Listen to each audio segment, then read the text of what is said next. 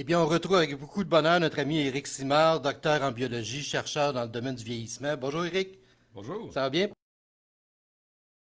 Bon, écoute, parlons du vieillissement et parlons justement des aînés, parce que demain, c'est la journée, c'est quoi, la journée internationale des aînés? Oui, c'est ça. Demain, le 1er octobre, c'est la Journée internationale des aînés, comme à toutes les années, en fait, où OK. on souligne l'importance des aînés pour notre société. Mais avant tout aussi, moi, je pense qu'on devrait parler de santé. Hein? Oui, oui, oui. Passionnant, je pense, de souligner aussi à la Journée internationale des aînés, c'est qu'on en a de plus en plus des gens qui vont se rendre à un âge très avancé, en pleine santé, en fait, qui vont se rendre centenaires. Ouais. Et nos chances augmentent.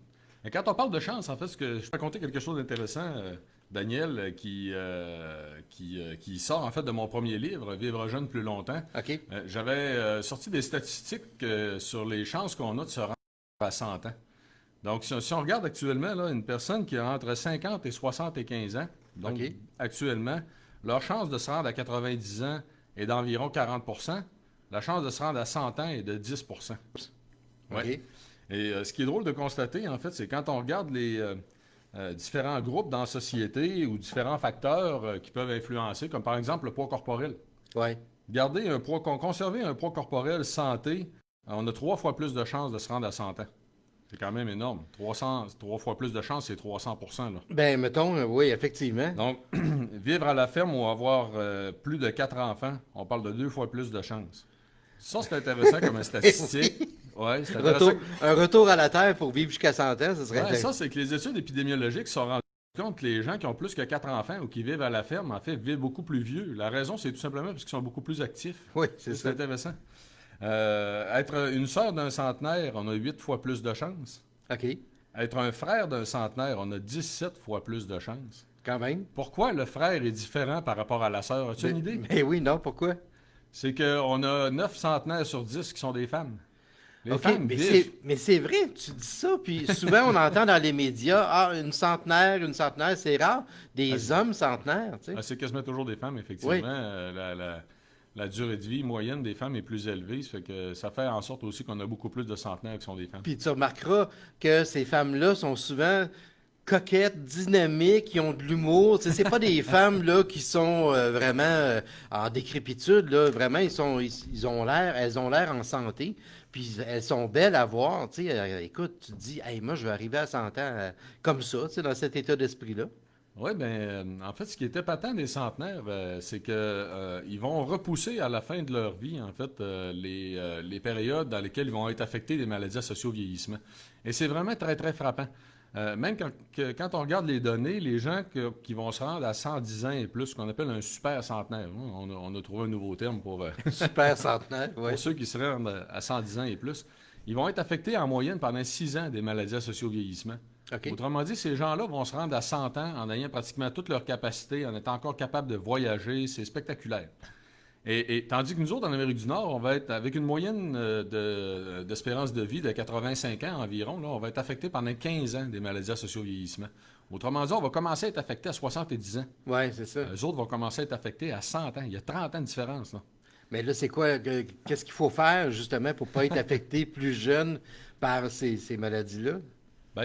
Écoute, il y a plusieurs éléments. On parle souvent ensemble justement des saines habitudes de vie. Ça va de soi qu'elles sont toutes importantes. Je te dirais que là, un point à souligner, étant donné que c'est la Journée internationale des aînés demain, c'est leur attitude mentale, cognitive, en fait, la personnalité, si on veut. Oui. C'est que on s'est rendu compte aussi que les gens centenaires, peu importe la situation de par le monde, peu importe la culture, parce on a 5 grandes populations de centenaires qui ont été beaucoup étudiés, en fait, partout sur la planète. Il y a Okinawa, qui est très, très connu, là. Oui. Il y a la Sardaigne en Italie.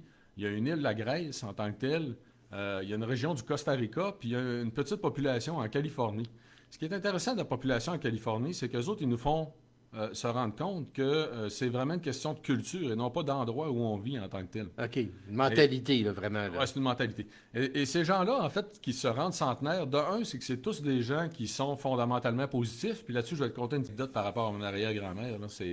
Ça fait beaucoup rire les gens en conférence, en fait, quand je donne des conférences grand public.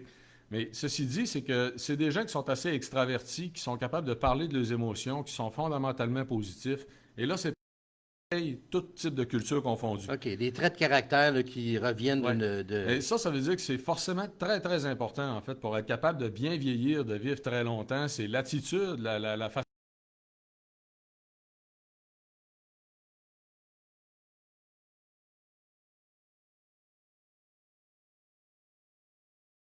le fait de capacité, à quoi ça peut ressembler. Je vais vous donner un exemple de ça Ouais. avec mon arrière-grand-mère. Puis après ça, je vais vous parler de le type de personnalité que la madame avait. C'est particulièrement intéressant. Donc, côté capacité physique, là, moi, j'étais au primaire. Mon arrière-grand-mère était née en 1900. OK? OK. Donc, elle a vu les deux guerres mondiales, Ouais. l'avènement du toaster, le micro-ondes. Écoute, Internet, elle ne comprenait rien là-dedans, ça va de soi. Et j'allais dîner chez elle à l'occasion quand j'étais au primaire. Tu vois la chose, là, le petit garçon qui va dîner chez son arrière-grand-mère. Ouais. Là, elle avait déjà 80 ans passés. À l'époque, son mari était décédé quand elle avait 76 ans. Ça faisait déjà une dizaine d'années qu'elle s'occupait de la maison tout seule. OK. Elle s'est occupée de la maison toute seule jusqu'à 92 ans. Voyons donc. Ah oui, c'est capoté. Seigneur. Puis là, imagine, là, on est au Lac-Saint-Jean, on est dans un coin assez reculé, en fait, au Québec. Elle avait un poêle à bois dans le sous-sol. Elle descendait dans le sous-sol, chauffer le poêle à bois. Ah oui? Ah oui. Puis c'était un escalier en bois franc. Le sous-sol était sur la terre. Écoute, c'était vraiment, là... Aujourd'hui, j'y repense, puis je me dis, mon Dieu, cette madame-là, t'es vraiment... Elle était Mais- solide, pas à peu près. Là. Oui, elle était solide. Là, elle a entretenu sa maison tout seul jusqu'à 92 ans. Là, elle a accepté d'aller dans un foyer, en fait, une résidence personne âgée, dans laquelle elle allait pouvoir jouer aux cartes avec le monde, tu sais, être un peu plus entourée, Ouais. puis pas avoir à se faire à manger. Elle a été 6 ans là, en fait, puis à 98 ans, là, puis là, ces 6 années-là, elle a commencé à ralentir. Là. À un moment donné, elle s'est mise à marcher avec une marchette. Là, on a vu qu'elle a commencé à être affectée, elle ralentissait. Là. Ouais. À 98 ans, elle nous a demandé elle-même de l'amener à l'hôpital parce qu'elle filait pas. OK. Puis à l'hôpital, le médecin, là, je vais m'en rappeler toute ma vie, il a dit, mon Dieu, il dit, faites venir la famille, j'ai jamais vu un profil comme ça, c'est sûr qu'elle ne ressortira pas. Et ses données de voyons. santé, tout fonctionnait plus. Les reins n'étaient plus là. Elle est décédée en 2 semaines, en fait, entourée de la famille avec... Ah oui. ah oui. Et avec toute sa tête. Puis elle nous disait que son temps était venu, que avait vécu une belle vie, qu'elle était contente, mais que là, elle était fatiguée, c'était le temps qu'elle parte. Hey, c'est épatant. En fait, Incroyable. c'est comme ça qu'on voudrait que ça se passe. C'est qu'on Ouais. voudrait que ça se passe bien. On voudrait que, tu comprends? Ouais. Mais pour revenir à la question de la mentalité, de la personnalité, vous allez voir, elle est drôle, en fait, c'est que remettez-vous dans la peau du petit garçon là, qui est au primaire. Il va dîner chez son arrière-grand-mère. Lui, il n'a pas trop l'idée de la madame. Elle était passée déjà 80 ans. Elle est déjà très âgée. Puis j'arrivais chez grand-maman, en fait, puis je lui demandais comment ça va, grand-maman? Puis elle me répondait à peu près avec le ton d'un général de l'armée, là. Ça va très bien, ça a toujours bien été, je verrais pas pourquoi que ça changerait. Là, ce qui était patent là-dedans, là, c'est qu'avant de lire les études sur les populations centenaires, quand j'ai écrit le premier livre, je n'avais pas réalisé ce qu'elle m'avait dit là.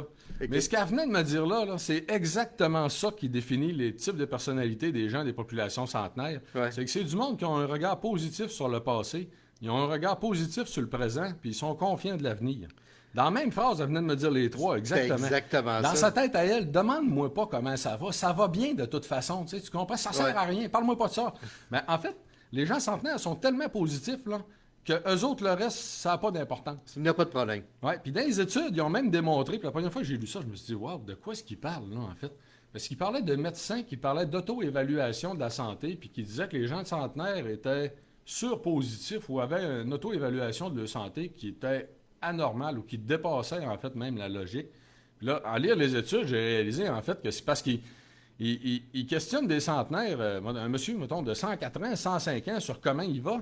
Ouais. Puis le monsieur, il lui répond que ça va très bien. Puis le médecin, il regarde son profil, puis il dit, ouais, mais il peut quand même pas me dire que ça va bien. Il dit, il me semble qu'il va pas bien. Tu sais, vous comprenez? C'est qu'ils sont tellement positifs, ils ont tellement un plaisir dans la vie, ils profitent du moment présent. C'est ça, la personnalité des gens centenaires. Puis je vous dirais que c'est très important de l'avoir à l'esprit puis d'essayer de le développer nous-mêmes. Parce que ça se développe, hein. En fait, un truc que moi je dis pour développer le positivisme, là, c'est le positivisme et le négativisme, c'est comme deux grands arbres dans la vie. OK? OK. Lui qui va devenir dominant, c'est lui que tu vas arroser le plus. Fait Ouais. que ça se développe réellement. C'est plus que de juste penser le verre à moitié plein. Là. C'est plus que ça. C'est que. Un changement d'attitude, là. Oui, c'est ça. Puis il faut le cultiver, il faut l'avoir tout le temps, il faut l'entretenir. Puis il faut être contagieux. Ces gens-là sont contagieux aussi avec les gens autour d'eux. Ouais. Mais il y a une bonne nouvelle en passant là-dedans. C'est-à-dire? Les chialeux vivent moins longtemps. Ça, c'est bon. Ça, c'est une bonne nouvelle. Mais effectivement, hein, je pense que c'est une question de mentalité, puis de carrément prendre sa vie en main, puis de se dire, bon, ben là, moi, à cette heure-là, tiens, ça va bien, puis je me laisse pas influencer par tout ce qu'il y a autour de moi. Puis, tu sais, les gens que je te disais tantôt, les centenaires qu'on voit souvent dans les médias, c'est des dames, généralement, et qui ont beaucoup d'humour, tu sais. Puis je pense que l'humour joue un rôle important là-dedans aussi, tu sais. Voir la vie du bon côté, puis s'amuser, puis avoir du fun, finalement. Oui, oui, ben c'est l'ensemble des facettes qui vont être affectées par le type de mentalité que les gens ont, puis la personnalité qui va avec. C'est que, tu sais, je t'ai déjà raconté, Daniel, les gens qui vieillissent parfaitement bien, c'est des gens qui appliquent parfaitement bien toutes les facettes des saines habitudes de vie. Moi, je les ai séparés en 4 grands facteurs, avec un 5e facteur facilitaire, ce que j'ai défini dans mes livres, Les vivre jeunes plus longtemps, là. Ouais, Donc, c'est l'activité physique, l'alimentation, on en parle beaucoup, la saine gestion du stress, de l'anxiété et la qualité de la vie sociale. Et le facteur facilitant, c'est le fait d'être fondamentalement positif. Parce oui, que c'est facile de penser que les gens qui ont une mentalité comme ça, comme mon arrière-grand-mère, sont portés à être plus actifs, sont portés à avoir une vie sociale de plus grande qualité, sont portés à faire attention à ce qu'ils vont manger parce qu'ils portent attention à un peu tout autour d'eux autres, sont positifs en fait qu'ils s'attendent à ce qu'ils vont manger, va leur amener quelque chose de positif aussi, un ouais, peu comme les Japonais, hein. ouais. Les Japonais ont confiance que la qualité de l'alimentation va les garder en santé. Une belle pensée, ça aussi, hein. Si on avait confiance à ça, nous aussi, à toutes les fois qu'on s'assoit à la table, on se disait que ce qu'il y a dans notre assiette va nous garder en santé, Pour me permettre de vivre plus vieux. il y a probablement des choses qu'on ne mettrait pas dedans. Tu comprends? Oui, effectivement. Effectivement. J'imagine que quand les gens te demandent comment tu vas, tu fais appel à la célèbre phrase de ton arrière-grand-mère. Ça va bien? Non, je n'ai jamais pensé de la réutiliser pour moi-même, mais il y a un ami de longue date qui m'a déjà fait réaliser que je suis moi-même fondamentalement positif. J'ai toujours tendance à voir le bon côté des choses, à chercher le bon côté des choses, même dans les moments difficiles. Tu sais, puis actuellement, je te dirais que ça permet de cultiver une certaine résilience par rapport à la situation actuelle avec la Ouais, COVID-19, pour en parler. C'est particulièrement dur, difficile pour les gens âgés, hein, parce qu'ils se retrouvent très, très isolés dans cette situation-là. ouais, ouais. Même s'ils peuvent sortir, techniquement, pour eux autres, c'est quasiment du confinement pareil, parce qu'ils vont essayer d'éviter le plus de contacts possible. Ils vont essayer de... puis il y en a beaucoup que ça les inquiète énormément, en fait, hein. C'est que la gestion du stress, de l'anxiété, les problèmes de sommeil, c'est difficile, là. Ouais, ouais, c'est pas évident. C'est pas une période. Mettons que c'est une année qu'on veut oublier au plus vite, hein? Ah ouais, on va éventuellement tourner la page. D'un autre côté, il faut se dire que justement, l'humanité a déjà passé des crises pires que ça, fort probablement, en fait, qu'on pourrait considérer que c'était pire que ce qu'on vit aujourd'hui.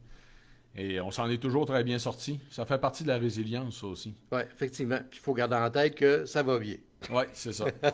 Excellent. Ben, Éric, merci beaucoup de ta présence. Éric Simard, évidemment, docteur en biologie, chercheur dans le domaine du vieillissement. Et il y a toujours Vitali, bien sûr, les produits qu'on peut trouver un peu partout. Le site Internet, c'est quoi déjà? Vitali.ca, www.vitali.ca. Effectivement, écoute, les produits Vitali ont été développés justement pour aider les gens, les accompagner, en fait, à bien vieillir et à garder leur capacité le plus longtemps possible. Eh Seigneur, écoute, je pense que tu vas. Je suis vendu à l'idée. Merci beaucoup, Éric. C'était un Bonne plaisir, journée. Daniel. Au Bye. revoir. Vous êtes au meilleur endroit pour tout savoir sur ce qui nous préoccupe ce matin.